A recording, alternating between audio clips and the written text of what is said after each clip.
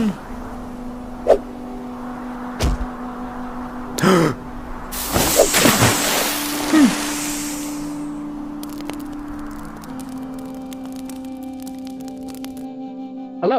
In this series of presentations, I plan to catalog the fauna native to the plain of Belua and covering their cultures, nations, and ecologies.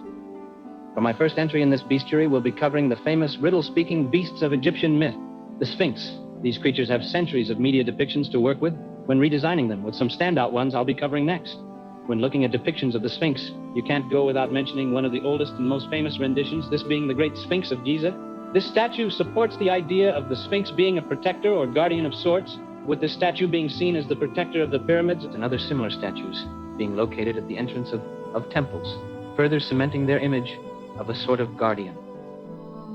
Another iconic feature of the Sphinx is later introduced in Greek mythology, specifically that of Oedipus, where the goddess Hera sends a Sphinx to torment the city of Thebes by posing a riddle to all travelers and killing those who can't.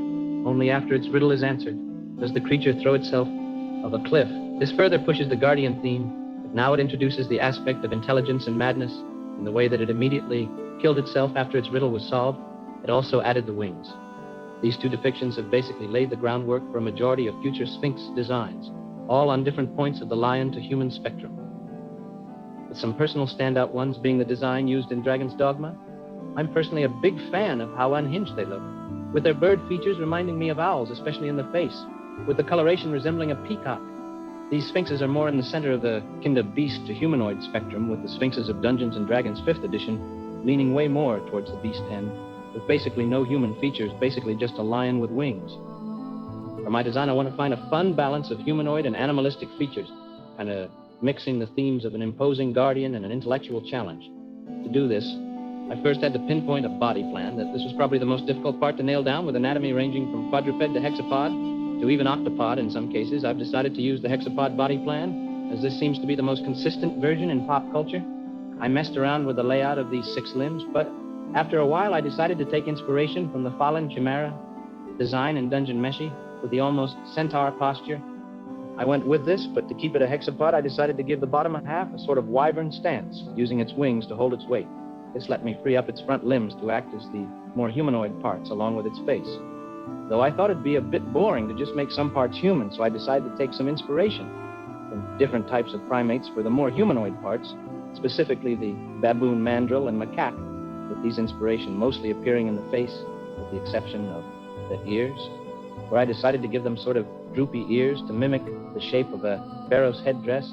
The other main animal inspirations are obviously lions, but specifically the snow lion seen in Casey Art's channel, showing a speculative descendant of lions evolved for cold regions. Continuing with this cold theme, I decided to use snowy owls for the bird parts. I kind of imagine the Sphinx sharing a common ancestor with manticores and chimeras in this setting, so they'll probably have some shared features. With all the visual inspiration out of the way, let's now look at the design for the Sphinx in my setting. Hexaliosapiens, or more commonly known as the Highland Sphinx, are a mysterious people belonging to the Hexalio family of creatures.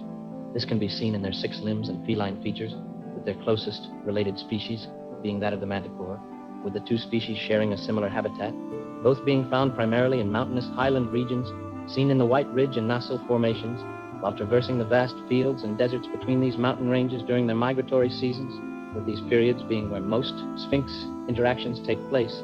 Standing at a solid 3 to 4 meters in height, with a wingspan nearly triple that, the average Sphinx comes off as intimidating to most, but many describe them as having a sort of majestic look to them, sporting a wispy coat and mane of a sandy white hue, with streaks of blue and yellow being present in males. For those who overcome this initial intimidation and awe, the reports have been overwhelmingly positive, if not a bit odd. Many records from merchants recall the fact that a lot of sphinxes seem to speak in either rhymes, riddles, or some sort of poetic manner. This would usually be of great annoyance, but this seems to be evened out by the fact that they always seem to make for amazing customers, often trading rare minerals, ornate stone carvings, and the occasional arcane scroll, the later of which being especially sought after, as despite the enigmatic nature of the Sphinx, they're known to be some of the best scholars, often partaking in research expeditions, or even commissioning others to do so.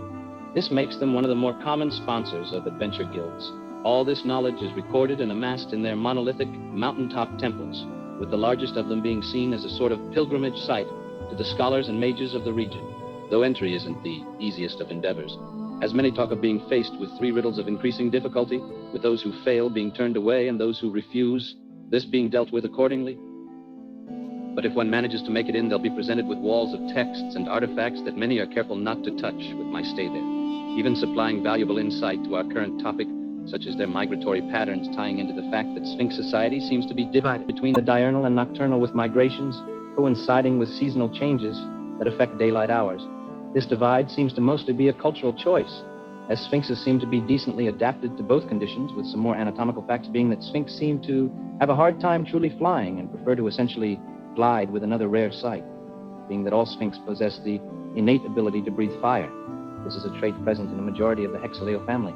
As for the case of the Sphinx, it appears that the odd shape of its upper body has hindered this ability, this most likely being the reason that many Sphinx mages seem to have less of a connection to fire magic and more inclined to that of earth, that being what was used to create the Lager Mountain temples, with runes being folded into the very stone, all to keep safe the many sectets of the Sphinx. On the topic of secrets, I should probably stop talking, lest I become a permanent fixture of the temple. Thanks for watching. I look forward to finally fleshing out other parts of the world in this project, with this part of the world giving me a clear goal or final product of sorts.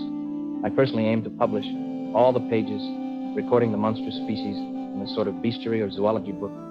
So if you're interested in this project, please like, subscribe, and share this, along with joining the Discord if you want to get more consistent updates and discuss or help in design decisions.